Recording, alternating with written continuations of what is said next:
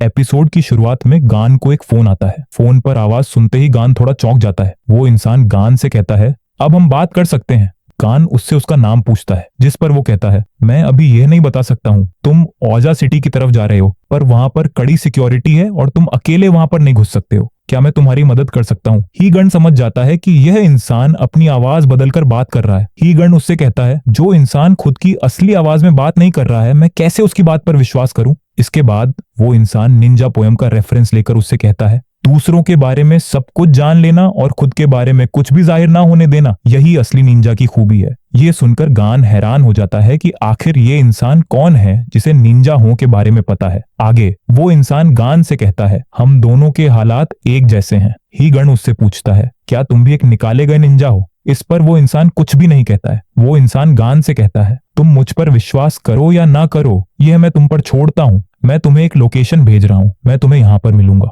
अगले सीन में हम माइक पर शिफ्ट होते हैं। माइक हॉस्पिटल में बैठकर अपनी फैमिली के बारे में सोच रहा होता है। हमें बताया जाता है कि किसी अनजान इंसान ने माइक की बेटी को कार से उड़ा दिया था, जिसके बाद उसकी बेटी की डेथ हो गई थी। माइक एफबीआई एजेंट होते हुए भी अपनी बेटी को नहीं बचा पाया। इसी वजह से उसकी बीवी भी उसे छोड़कर चली जाती है। माइक अपनी फैमिली के बारे में सोच ही रहा होता है, तभी वहां पर गान आ जाता है। गान माइक को फोन कॉल के बारे में बताता है। इस पर माइक कहता है, आखिर तुम्हें कैसे पता कि वो इंसान तुम्हारी तरह ही दूसरा निकाला हुआ निंजा है? गान कहता है, उसने जो निंजा पोयम बताई थी वो केवल पुराने निंजा को ही पता है। उसके अलावा जब से हम इस देश में आए हैं तब से ये बात किसी और ने कही नहीं है। माइक गान से कहता है, अगर ये एक जाल हुआ तो हम क्या करेंगे? गान कहता है, फिर मैं सभी को जिंदा गाड़ दूंगा। इस पर माइक कहता है, तुम ये बात मत भूलो कि हम बस कुछ समय के लिए साथी बने हुए हैं। आगे माइक एमा से कहता है, हमें कैसे भी करके औजा सिटी के अंदर जाना नहीं होगा। हमारे बॉस भी हमारे ऊपर नजर रखे हुए हैं। शुरुआत में तो मना करती है, पर बाद में बताती है कि डार्क वेब पर कुछ लोगों का एक ग्रुप है जो औजा के हर एक एक्शन पर नजर रखे हुए हैं। इन लोगों का मानना है कि औजा पूरी दुनिया पर कब्जा करना चाहती है, इसीलिए वो लोग सब कुछ तबाह करने के लिए बहुत सारे हथियार बना रहे हैं। एमा आगे कहती है, मुझे इनकी वेबसाइट के एडमिन का एड्रेस पता चल गया है। ये ओज कंपनी में पहले रिसर्च का काम किया करते थे, पर ये हमारी लोकेशन से बहुत दूर रहता है। ये सुनते ही माइक कहता है, ठीक है, मैं वहां पर अकेला जाऊंगा। इस पर एमा कहती है, मैं ऐसा नहीं होने दे सकती हूँ। हम लोग औजा के डर्टी सीक्रेट्स का पता लगाने वाले हैं और ये इन्फॉर्मेशन हजारों की नहीं करोड़ों रुपए की है। मैं इतना अच्छा मौका अपने हाथ से नहीं जाने दूंगी। इसके बाद ईगन माइक और एमा से कहता है, तुम दोनों को सतर्क रहना चाहिए, और वहां से जाने लगता है। माइक ईगन से पूछता है, क्या तुम्हारी वाइफ को पता था कि तुम निंजा हो? गान कहता है, मेरी वाइफ मारी भी एक निंजा थी। हम निंजा आपस में फैमिली नहीं बना सकते हैं और ना ही एक दूसरे से ज्यादा अटैच हो सकते हैं। हम लोगों ने निंजा के इसी कोड को तोड़ा था। ऐसा बोलकर गान वहां से चला जाता है। अगला सीन एक मीटिंग का होता है। यहाँ पर यामा, औजा का सीईओ, निंजा जिसे गान को मारने का मिशन मिला है, वो और उसके अलावा 3 और लोग होते हैं। औजा का सीईओ कहता है, हमने जिसे गान को मारने के लिए भेजा वो पूरी एक सेना के बराबर था, पर गान ने उसे तुरंत ही मार डाला। यामा जी निंजा को चुप करने के लिए उस पर दूर से ही अपनी पावर का यूज करते हैं, जिससे निंजा का गला दबने लगता है। आगे यामा जी कहता है, हमें गान को हल्के में नहीं लेना चाहिए, हमें उसकी निंजा टेक्निक को समझकर उससे लड़ना होगा। यामा जी माइक के बारे में भी कहते हैं, वह हमारा कुछ भी नहीं बिगाड़ सकता है। हमें जब भी उससे खतरा महसूस होगा हम उसे मार देंगे। हमें अभी अपने प्लान के अकॉर्डिंग चलना चाहिए। हम देखते हैं कि मीटिंग की सभी बातें एक क्रो सुन रहा होता है। अगले सीन में ओजा का सीईओ अपनी सेक्रेटरी दिल्ली के कार में साथ जाते हुए वह हेल्ली से पूछता है कि क्या गान वास्तव में इतना खतरनाक है? हेल्ली कहती है, क्या तुम्हें डर लग रहा है? ओजा का सीईओ कहता है, नहीं, मैं तो बस बहुत उत्साहित हूँ। मुझे ज्यादा से ज्यादा डेटा चाहिए ताकि मैं उसका जैसा ही एक रोबोट बना सकूं। मैं उम्मीद करता हूँ कि वह जल्दी नहीं मरेगा। इसके बाद हम यामाजी पर आते हैं। जाई यामाजी से गान को मारने की अनुमति मांगता है, पर यामाजी मना कर देते हैं। यामाजी कहते हैं कि वह उसके पीछे दूसरे निंजाओं को भेजेंगे और उनसे सारी सीक्रेट निंजा टेक्निक निकलवा लेंगे। आगे हमें निंजा के कोड के बारे में बताया जाता है कि निंजा एक कोड से बंधे होते हैं। यही कोड उनकी रक्षा करता है और इसी कोड के लिए निंजा जीता है। इसीलिए एक निंजा को इसी कोड से मरना चाहिए। निंजा का पहला कोड है कि निंजा का सीक्रेट कभी भी बाहर नहीं आना चाहिए। दूसरा है कि निंजाओं को कभी भी एक दूसरे से लगाव नहीं रखना चाहिए। तीसरा है कि निंजा का मिशन निंजा की लाइफ से भी ज्यादा जरूरी है। आगे हमें एक सीन दिखाया जाता है जहां पर 3 निंजा लोगों को मारकर नेशनल सिक्योरिटी से रिलेटेड डॉक्यूमेंट चुरा लेते हैं। इसके बाद हमें वो सीन दिखाया जाता है जब गान, जाई और मारी तीनों साथ में एक शिनोबी बनने की शपथ लेते हैं। आगे तीनों लोगों को अलग अलग एक सीक्रेट निंजा टेक्निक बताई जाती है जो केवल उन्हें अपने पास ही रखनी होती है। और उस टेक्निक को दूसरों के सामने रिवील करने से मना किया जाता है। तीनों लोग ही अपने क्लन में सबसे ज्यादा माहिर निंजा होते हैं और उन्हीं में से एक को आगे जाकर क्लन को लीड करना होता है। जब तीनों निंजा को शपथ दी जाती है उस समय यामाजी भी मौजूद होते हैं। जब तीनों को शपथ दे दी जाती है उसके बाद तीनों लोग साथ बैठकर एक दूसरे के साथ ड्रिंक शेयर करते हैं। हीगन मजाक में जाई से कहता है, कहीं तुम अपनी सीक्रेट टेक्निक मत शेयर कर देना। इस पर जाई कहता है, नहीं, मैं इस चीज का बिल्कुल ध्यान रखूंगा। क्या पता फ्यूचर में हमें एक दूसरे से लड़ना पड़े।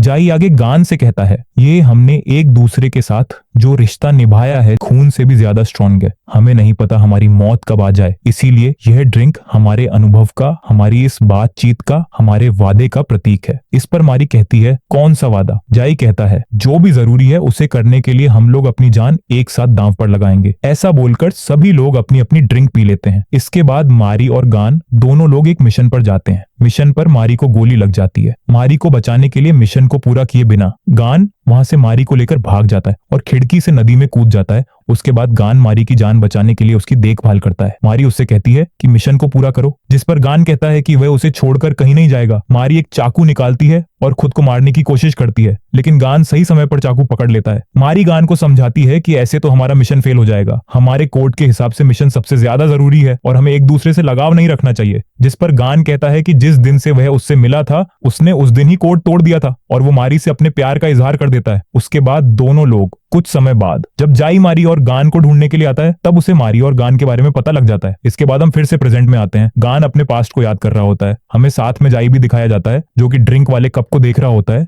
जिसमें उसने गान और मारी के साथ ड्रिंक शेयर की थी। अगले सीन में हम माइक पर आते हैं। माइक ओजा के पुराने एम्प्लॉय से मिलने के लिए निकल रहा होता है। तभी उसे उसके बॉस का फोन आता है। बॉस उसे बताता है कि उसे कोई भी काम नहीं दिया जाएगा पर उसकी पार्टनर एमा को किसी दूसरे केस में असाइन कर दिया गया है। इसके बाद आखिरी बार माइक एमा से मिलता है। एमा माइक को कहीं खाने पर चलने के लिए कहती है और माइक रेडी हो जाता है। दूसरी तरफ गान फोन कॉल पर बताए हुए पते पर पहुंच जाता है। गान को वापस उसी नंबर से कॉल आता है। वह इंसान गान से कहता है, तुमने एकदम सही फैसला किया। वह गान को ओजा सिटी की सिक्योरिटी के बारे में बताने लगता है। ओजा सिटी में चारों तरफ बहुत सारे ड्रोन से बना हुआ एक सिस्टम लगा हुआ है जो हर एक चीज की निगरानी करता है। इसके अलावा शहर के चारों ओर सेंसर लगे हुए हैं। ये सेंसर शहर में घुसने वाले हर एक इंसान को चेक करते हैं। अगर कोई भी अनइनवाइटेड गेस्ट अंदर घुस जाता है तो ड्रोन उस पर फायरिंग शुरू कर देते हैं। इसके अलावा शहर के ऊपर एक इलेक्ट्रोमैग्नेटिक बैरियर बना हुआ है जो केवल पानी और हवा को अंदर आने देता है, इसलिए शहर के ऊपर से आना नामुमकिन है। ये लोग अंडरग्राउंड फैसिलिटी का यूज करके सेंसर्स को मेंटेन करते हैं। तुम शहर के अंदर यहीं से जाओगे। मैं तुम्हें लोकेशन भेज दूंगा कि कहां से तुम्हें अंदर घुसना है। इसके अलावा मैं तुम्हें एक शॉर्ट मैप भी दे दूंगा। फैसिलिटी के अंदर बहुत सारे सिक्योरिटी कैमरा हैं और लेजर ट्रैप्स लगे हुए हैं। इसके अलावा बहुत सारे सोल्जर्स भी हैं जो हर एक सेक्शन में पहरा देते हैं। तुम्हें सबसे बचकर बिना लड़े शहर के अंदर घुसना है। हमारा प्लान तभी सक्सेसफुल होगा। लास्ट में एक इलेक्ट्रोमैग्नेटिक बैरियर है। मैं 5 सेकंड के लिए उसे खोल सकता हूँ। अगर उसे ज्यादा किया तो अलार्म बजने लगेगा। हम लोग सूरज डूबते ही स्टार्ट करेंगे। तुम्हारे पास बस 5 सेकंड का समय होगा। क्या तुम कर पाओगे? इस पर हीगन कहता है, कोई दिक्कत नहीं है। इसके बाद हम फिर से माइक पर शिफ्ट होते हैं। माइक ओजा के पुराने रिसर्चर से मिलने के लिए निकल चुका होता है। माइक रास्ते में एमा से हुई बात को याद करता है। एमा माइक को रिसर्चर की फोटो दिखाती है और उससे कहती है, यह पुरानी फोटो है, हो सकता है कि वह अपना भेष बदल कर रह रहा हो। इस पर माइक कहता है, तुम चिंता मत करो, मैं उसे पहचान लूंगा। आगे एमा माइक को अपना ख्याल रखने के लिए कहती है। इसके बाद हम फिर से गान पर शिफ्ट हो जाते हैं। गान अपना मास्क लगाकर रेडी हो जाता है। फोन पर आदमी गान को बताता है, मैंने सभी सिक्योरिटी कैमरा को हैक कर लिया है। तुम्हारे पास केवल 8 मिनट का समय है, उसके बाद उन लोगों को पता लग जाएगा। आगे गान ओजा सिटी की अंडरग्राउंड फैसिलिटी में घुस जाता है। फोन पर आदमी गान को इंस्ट्रक्शन देता रहता है और गान भी उन्हें फॉलो करते हुए अंदर जा रहा है। एक जगह गान लेजर ट्रैप से होकर निकलता है पर गान का थूक एक लेजर से टकरा जाता है जिससे अलार्म बजने लग जाता है और कुछ सोल्जर्स गान पर हमला करने के लिए आ जाते हैं। वो गान से कहता है, रुकना नहीं है, चलते रहो। हीगन सभी सोल्जर्स को मारते हुए आगे चला जाता है और इलेक्ट्रोमैग्नेटिक बैरियर के पास पहुंच जाता है। फोन वाला इंसान 5 सेकंड के लिए बैरियर को बंद कर देता है। अब मैं बैरियर को बंद कर रहा हूँ। जैसे ही हीगन बैरियर को क्रॉस करता है उसके सामने जाई आ जाता है। इसके बाद बैरियर वापस से एक्टिवेट हो जाता है। एपिसोड के लास्ट में बैरियर के एक तरफ गान खड़ा होता है और दूसरी तरफ जाई खड़ा होता है और इसी के साथ ये एपिसोड खत्म हो जाता है। दोस्तों बताइए ये एपिसोड आपको कैसा लगा? सब्सक्राइब करो मेरे भाई और कमेंट भी करो, हमें अच्छा लगता है।